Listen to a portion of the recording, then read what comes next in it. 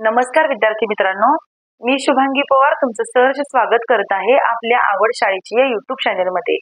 तर बघा, आज एक असा पॉइंट घेतलेला आहे की तो पॉइंट सध्या खूप महत्त्वाचा आहे की तो पॉइंट असा आहे, अभ्यासामध्ये मागे असणाऱ्या मुलांना आपण कसे शिकवले पाहिजे। तर तुम्हाला यावर मी काही टिप्स सांगणार आहे। तर बघा, जर चॅनलवर अजून नवीन असाल तर चॅनलला सबस्क्राइब करायला विसरू नका आणि हा व्हिडिओ पूर्ण शेवटपर्यंत बघा, जेणेकरून जर तुमची मुले खरोखर अभ्यासामध्ये जर मागे असतील तर त्या मुलांसाठी तुम्ही काय उपाय केले पाहिजेत, हे सर्व उपाय तुम्हाला मी या व्हिडिओतून सांगणार आहे। त्यामुळे खरोखर तुम्ही हा व्हिडिओ पूर्ण शेवटपर्यंत नक्की बघावा। तर बघा, हा व्हिडिओ सर्व पालकांसाठी, शिक्षकांसाठी किंवा जे काही क्लास वगैरे घेत असतील त्या सर्वांसाठी हा व्हिडिओ खूप महत्त्वाचा आहे। कारण जर आपण पालक जरी असलो तरी सुद्धा आपला जर मुलगा अभ्यासामध्ये मागे असेल तर नक्कीच आपण सुद्धा त्या आपल्या मुलाचा अभ्यास अशा प्रकारे घेऊ शकतो। तर तुम्हाला खास काही टिप्स मी सांगणार आहे। तर बघा, आता आपण जेव्हा मुलांना टीचिंग करत असतो तेव्हा आपल्याकडे वेगवेगळ्या प्रकारची मुले येतात। मग त्यामध्ये कोणी खूपच हुशार असतं, कोणी थोडासा मध्यम असतो, म्हणजे खूप हुशारही नाही आणि खूप मागेही नाही, मध्यम स्वरूपाचा असतो। आणि काही काही मुले अशी असतात की ती अतिशय अभ्यासामध्ये मागे असतात। तर बघा, मग या मुलांना आपण कसं शिकवायचं।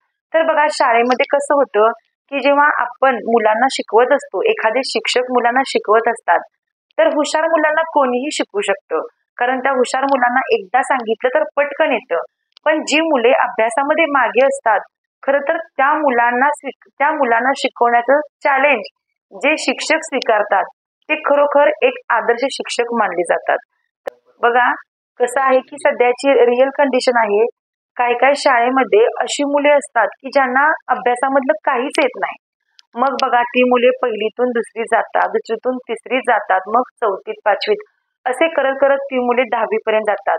पण काही काही मुले अशी आहेत, त्या मुलांना अजून वाचता सुद्धा येत नाही। आता शासनानेच नियम काढलेला आहे की मुलांना 8वी 9वी पर्यंत आपण पास करत नेलं पाहिजे। मग त्या मुलांना पण काय वाटतं की बाबा, आपण अभ्यास केला काय आणि नाही केला काय, आपण पास होतोच।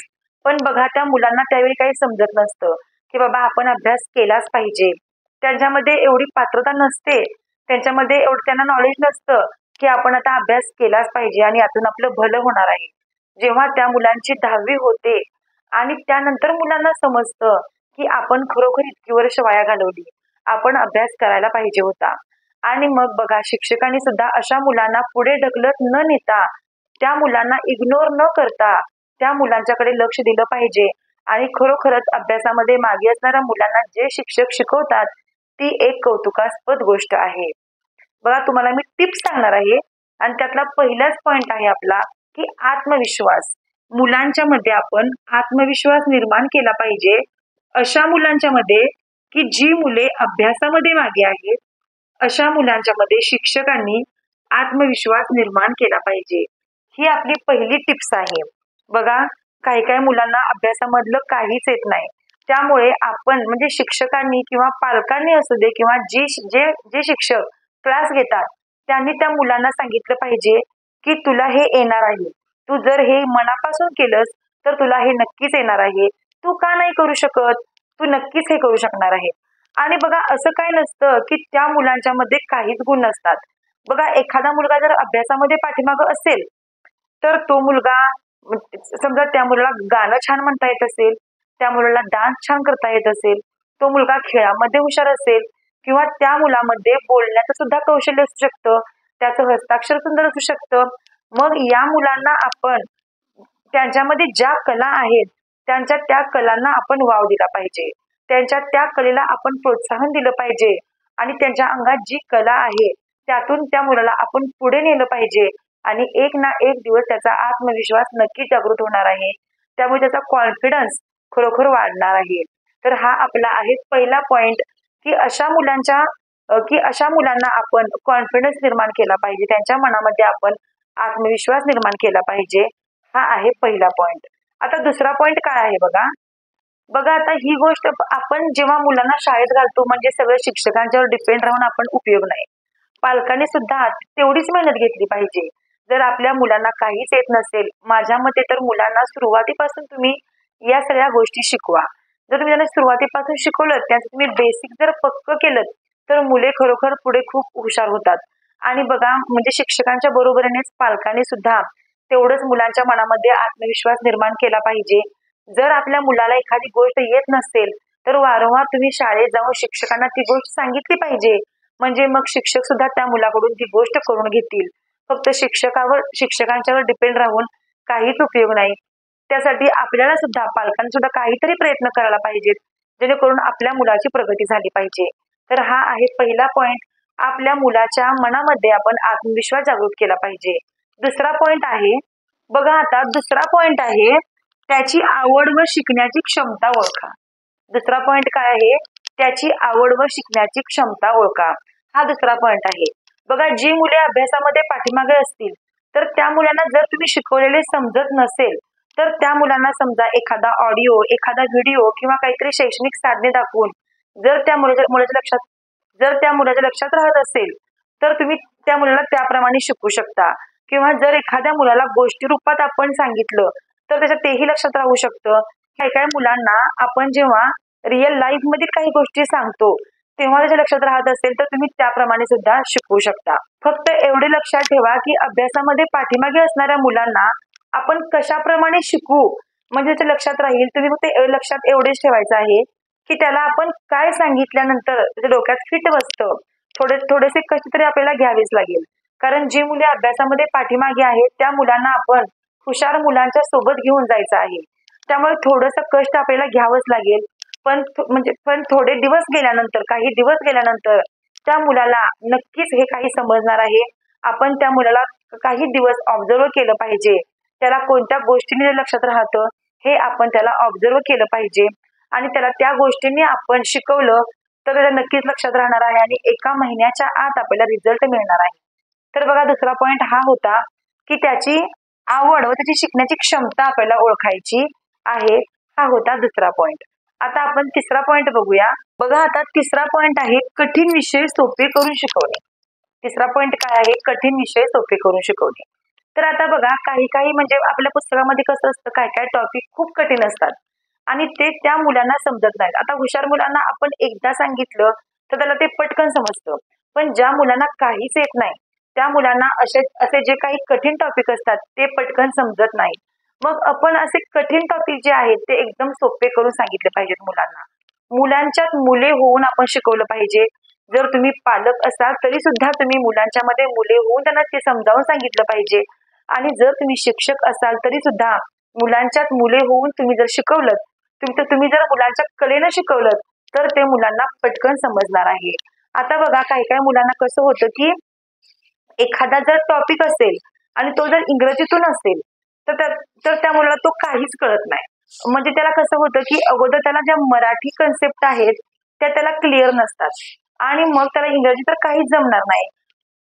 आपण काय केलं पाहिजे की ज्या काही इंग्रजी कन्सेप्ट आहेत त्या आपण अगोदर मुलांना मराठीतून सांगितल्या पाहिजेत आणि मग जेव्हा त्या कन्सेप्ट मुलांना मराठीतून पूर्ण त्यांना समजतात तेव्हा त्यांना इंग्रजी हळूहळू आपोआपच येणार आहे.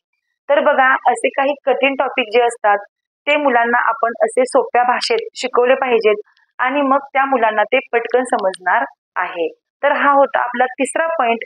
आता आहे आपला चौथा पॉइंट. बघा आता आपला चौथा पॉइंट आहे मुलांचा एक्स्ट्रा अभ्यास घेणे. मुलांचा एक्स्ट्रा अभ्यास घेणे म्हणजे काय की जी मुले अभ्यासामध्ये मागे आहेत त्या मुलांना आपण एक्स्ट्रा काहीतरी अभ्यास दिला पाहिजे. म्हणजे त्या मुलांना आपण वर्कशीट तुम्ही द्या लिहायला किंवा चित्र रंगवायला त्या मुलांना द्या किंवा एखादा जर व्हिडिओ रेकॉर्डिंग असेल तर ते तुम्ही मुलांना ऐकायला द्या किंवा काहीतरी गेम्स त्यांना द्या. अशा गेम्स द्या की त्या मुलांना त्या गेम्स मधून काहीतरी शिकता येईल. बघा जर तुम्ही क्लास वगैरे घेत असाल आणि जर तुम्हाला अशा मुलांना काहीतरी असं नवीन शिकवायचं असेल तर तुम्ही त्या मुलांना अगोदर 15 मिनिटे बोलवा आणि तुम्ही त्या मुलांना असा काही अभ्यास द्या की त्यामुळे त्या मुलांचा इंटरेस्ट वाढेल, त्यांचा खूप यामधून अभ्यास सुद्धा होईल. आणि बघा जर तुम्ही एक्स्ट्रा असं मुलांच्याकडून काहीतरी घ्याल तर मुलांच्या मध्ये नक्कीच कॉन्फिडन्स, नक्कीच त्यांचा इंटरेस्ट अभ्यासातला वाढणार आहे की त्यांना असं वाटेल की आपल्याला काहीतरी नवीन शिकायला मिळालेलं आहे. तर अशा प्रकारे तुम्ही मुलांचा एक्स्ट्रा अभ्यास सुद्धा घेऊ शकता किंवा त्याला जे काही येत नाही त्या तुम्ही त्याला गोष्टी त्यावेळेमध्ये तुम्ही शिकवू शकता. तर बघा अशा मुलांसाठी आणखीन काही करता येतं का आपण बघितलं पाहिजे. अशा मुलांना तुम्ही आणखीन काही ऍक्टिव्हिटीज घ्या. अशा मुलांना तुम्ही फ्री नाही राहू द्यायचं अजिबात. कारण बघा आता हुशार मुले जी असतात तर ती मुले तुम्ही त्यांना काहीही अभ्यास द्या, ती मुले अभ्यास करत बसलेली असतात. पण ज्या मुलांना काहीच येत नाही त्या मुलांना काय वाटतं, हे काय बाबा आपल्याला जमणार नाही आणि मी काही करणार नाही. मग ती मुले वर्गात एकदम शांत अशी बसलेली असतात. तर तुम्ही त्या मुलांना असं फ्री नाही बसू द्यायचं. तुम्ही त्या मुलांना त्यांच्या आवडीचा काहीतरी अभ्यास करायला सांगा. मग ती मुले नक्कीच त्यांच्या आवडीचा अभ्यास करतील आणि त्यातून त्यांची पॉझिटिव्हिटी नक्कीच वाढू शकते. तर हा होता आपला चौथा पॉइंट. आणि आता आपला पाचवा पॉइंट काय आहे बघा. आपला पाचवा पॉइंट आहे मुलांच्या प्रगतीमध्ये पालकांना सहभागी करून घेणे. तर बघा आता मुलांच्या प्रगतीमध्ये पालकांना सहभागी करायचं म्हणजे काय करायचं, की ज्या गोष्टी मुलांना येत नाहीत शाळेमध्ये तर त्या त्या शिक्षकांनी त्या पालकांना शाळेमध्ये बोलवून मुलांना काय जे त्यांना येत नाही ते सांगितलं पाहिजे. म्हणजे शिक्षकांच्या आणि पालकांच्या सहकार्याने त्या मुलाच्या ज्या काही कन्सेप्ट आहेत त्या क्लिअर झाल्या पाहिजेत. म्हणजे त्या मुलाला जो काही अभ्यास येत नाही तो त्या पालकांनी सुद्धा घरी करून घेतला पाहिजे. तुम्हाला मगाशीच मी सांगितलं, फक्त शिक्षकांच्यावर डिपेंड राहून उपयोग नाही. शिक्षक शाळेत तर घेत असतातच, पण आपण घरी सुद्धा त्या मुलांचा सराव घेतला पाहिजे. जे काही मुलांना येत नाही ते आपण घरी सुद्धा सर्व काही घेतलं पाहिजे. बघा मुले जोपर्यंत लहान आहेत तोपर्यंतच मुलांच्या कन्सेप्ट क्लिअर होणं खूप महत्वाचं असतं. कारण जर मुलांच्या ज्या काही कन्सेप्ट आहेत तर समजा तुमची मुले जर पहिलीमध्ये असतील आणि जर तुमचा मुलगा किंवा मुलगी जर पहिलीमध्ये असेल आणि जर पहिलीमध्ये असताना त्या वर्गाचा सिलेबस त्याला सर्व समजला तर दुसरीमध्ये तो सिलेबस असतो, त्याचं विस्तारित रूप असतं आणि ते मुलांना येणं खूप महत्वाचं असतं. जर यावर्षी सगळ्या कन्सेप्ट क्लिअर झाल्या तरच पुढच्या वर्षी मुलांना बाकीचा पुढचा अभ्यास येऊ शकतो. जर यावर्षीच काही नाही समजलं तर त्या मुलाला पुढच्या वर्षीचं काही समजणार नाही. त्यामुळे मुलाचं बेसिक पक्क होणं खूप महत्वाचं आहे. त्याचा पाया खरोखर मजबूत झाला पाहिजे आणि या गोष्टीमध्ये पालकांनी सुद्धा तेवढंच लक्ष दिलं पाहिजे आणि शिक्षकांनी सुद्धा वारंवार पालकांना बोलवून सांगितलं पाहिजे की मुलाला या गोष्टी येत नाहीत, आम्ही शाळेमध्ये पण घेतो, तुम्ही घरी पण याचा सराव करून घेणं खूप महत्वाचं आहे. तर बघा तुम्हाला ही सर्व माहिती मी सांगितलेली आहे.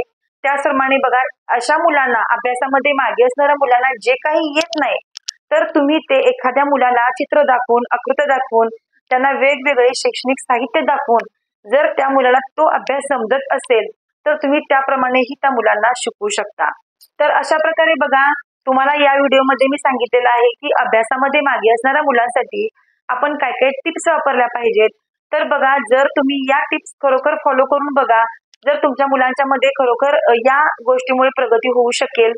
तर बघा जर तुम्हाला हा व्हिडिओ आवडला असेल तर नक्कीच लाईक करा व्हिडिओला, कमेंट करून सांगा तुम्हाला हा व्हिडिओ कसा वाटला.